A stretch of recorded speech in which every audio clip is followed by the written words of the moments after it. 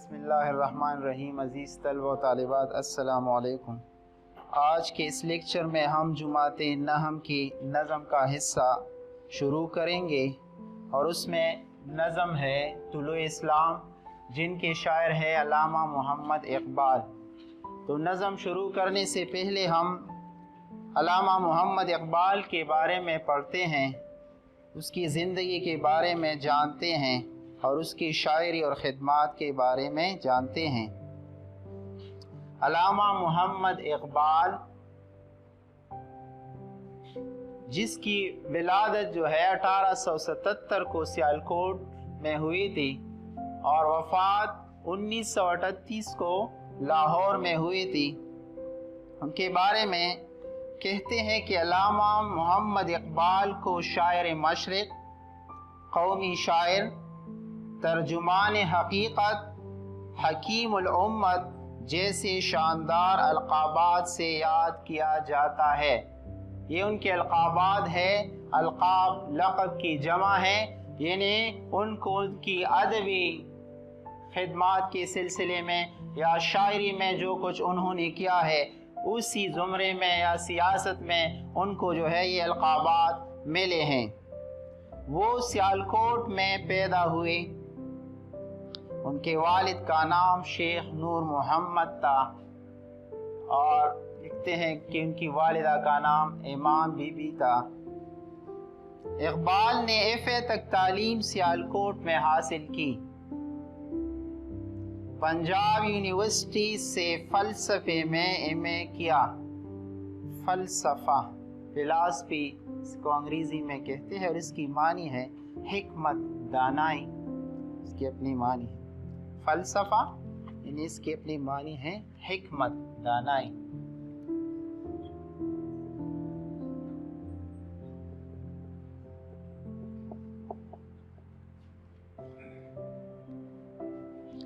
Europe سے P H D اور بیرسٹری کی تعلیم حاصل کی، بیرسٹری وکالت۔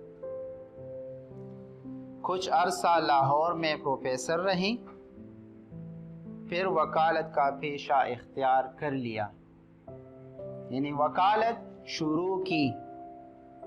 پاکستان کا تصور اقبال نے پیش کیا، یعنی ان کا تصور، ان کا خیال، ان کی سوچ پاکستان بننے، یعنی اس سے جو ہے پاکستان کا قیام عمل میں آیا۔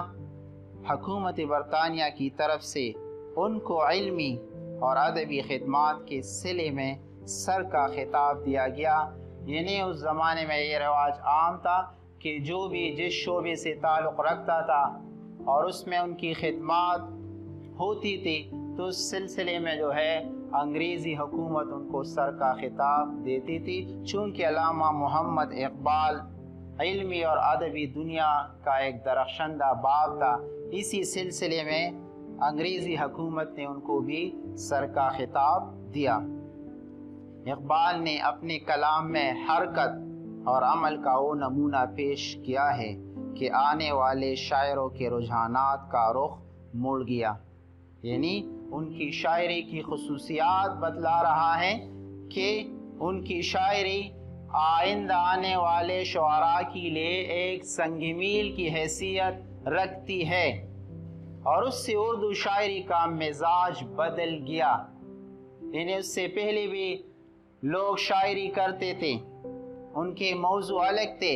اقبال رحمہ اللہ نے جب شاعری شروع کی تو اس کی شاعری کا محور اسلام کی شاندار ماضی، موجودہ جو نسلیں تھی ان کی زوال کی وجوہات اور ان کو جو ہے ترقی کے بارے میں بتلانا، یہ ان کی شاعری کا محور تھا۔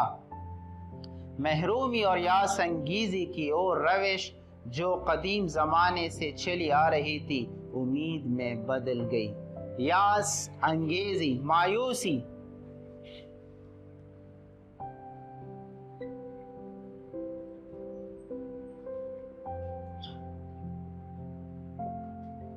یعنی اس سے پہلے شعراء جو ہے اسلام کے شاندار دور پر مایوسی کا اظہار کر رہے تھے کہ اسلام کا دور کس قدر شاندار تھا اور آج موجودہ زمانے میں ہم ذلت اور پستی کی زندگی گزار رہے ہیں۔ مگر جب اقبال آئے اور انہوں نے شاعری شروع کی تو انہوں نے مسلمانوں کو ان کا شاندار ماضی یاد دلایا اور دنیا میں آگے جانے اور ترقی حاصل کرنے، دوبارہ اپنا مقام حاصل کرنے کے گر سکھائے شاعری کے ذریعے۔ اقبال نے آزادی اور مرد مومن کا تصور اس طرح پیش کیا کہ اقبال کا قاری اپنے زمانے کے کسی فرعون کے سامنے جھکنا اپنی عزت نفس کے خلاف سمجھتا ہے۔ یعنی اقبال نے اپنی شاعری کے ذریعے مسلمانوں میں شعور بیدار کیا کہ وہ اپنا حق مانگ سکتے ہیں، وہ کسی سے مرغوب ہونے والا نہیں ہے۔ اور یہی ہوا جب اقبال نے شاعری شروع کی تو یہاں جو انگریزوں کی حکومت تھی، مسلمان مغلوب تھے، انہوں نے اس میں جو ہے آزادی کا جذبہ پیدا کیا، ان کو شعور دیا اور وہ اٹھ کھڑے ہوئے اپنا حق مانگنے کے لیے، اپنے حق کے حصول کے لیے جو ہے وہ اٹھ کھڑے ہوئے۔ عشق رسول صلی اللہ علیہ وسلم اقبال کی سوچ کا محور ہے، مرکز ہے، یعنی آپ سچے عاشق رسول تھے، حضور صلی اللہ علیہ وسلم کی زندگی سے متاثر تھے اور آپ کی شاعری میں حضور صلی اللہ علیہ وسلم کی سنت، ان کی زندگی جو ہے اس میں شامل ہے۔ لوگ اسی سے جو ہے اسلام کی اصل روح تک پہنچتے ہیں، حضور صلی اللہ علیہ وسلم کی شخصیت اور شان کو جو ہے سمجھتی ہے۔ ان کے فکر و نظر کے زاویے رسول پاک صلی اللہ علیہ وسلم کی محبت سے تپش سوز اور نکار حاصل کرتے ہیں، یعنی جہاں تک ان کا خیال ہے، ان کی سوچ ہے، انہوں نے حضور صلی اللہ علیہ وسلم کی زندگی کا گہرائی سے مطالعہ کیا ہے اور زندگی کامیاب بنانے، زندگی میں حصول حاصل کرنے کے تمام طریقے حضور صلی اللہ علیہ وآلہ وسلم کی زندگی سے، سیرت سے جو ہے وہ جان لیے ہیں۔ ان کے کلام کی سب سے بڑی خصوصیت ان کا فلسفہ خودی ہے، خودی، انا، غیرت۔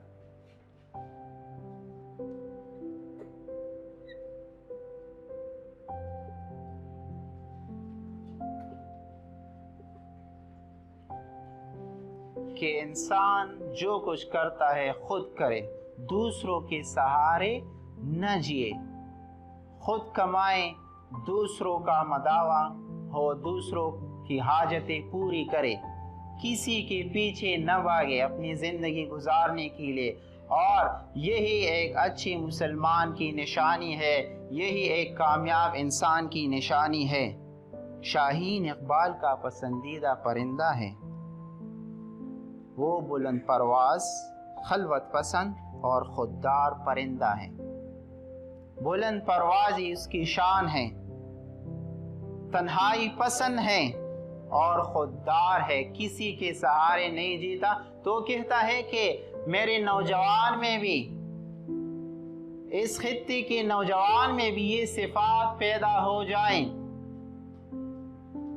کہ ان کے عزائم بلند ہو، وہ خود کمائے، دوسروں کی مدد کرے، دوسروں کے سہارے نہ جیے۔ جس طرح شاہین کی صفت ہے، وہ شکار کر کے خود کھاتا ہے اور دوسروں کو جو ہے کھلاتا ہے۔ یہی خوبی اقبال اپنے دور کے مسلمانوں میں بھی دیکھنا چاہتے ہیں۔ بانگ درا بال جبریل، اس کی اہم تصانیف جو ہم نے لکھی ہیں، جو کہ بانگ درا بال جبریل، ضرب کلیم، ارمان حجاز، اسرار خودی، رموز بے خودی، پس چھ باید کرد اے اقوام مشرق، پیام مشرق، زبور اعجم اور جاوید نامہ ہے۔ یہ ان کی اہم تصانیف ہیں۔ یہ عظیم شاعر 21 اپریل 1938 کو اس جہان فانی سے رخصت ہوئے۔ ان کا مزار بادشاہی مسجد لاہور کے پہلو میں ہے۔ یعنی یہ عظیم شاعر جس کے جو ہے मिल्लत इस्लाम पर जो है बहुत ही एहसानात है। उन्होंने अपनी तालीमात और शायरी के ज़रिए में शऊर पैदा किया, उन्हें कामयाबी के गुर सिखाए। तो ये हमने अल्लामा मोहम्मद इकबाल के बारे में पढ़ा। आप इनके तसानीफ के नाम और जो तारीख़ विलादत और वफ़ात है ये अच्छी तरह जो है ज़हन नशीन कर ले। अक्सर पेपर में सवाल आता है कि किसी मुसन्निफ़ या शायर के 4 तसानीफ के नाम लिख के, तो जो कुछ हमने पढ़ा है आप जो है इसे खूब ज़हन नशीन कर ले। और ये शेर है, कहते हैं कि उसका पहला शेर है जो उन्होंने तकरीबन 11-12 साल की उम्र में कहा था, या उनके गज़ल का है, या पहला शेर है कि मोती समझ के शान करीमी ने चुन लिए, क़तरे जो थे मेरे अर्क़े इन्फ़ाल के। अज़ीज़ तलब व तालिबात, आज के लिए इतना काफ़ी है। इंशाअल्लाह अगले लेक्चर में हम नज़म शुरू करेंगे।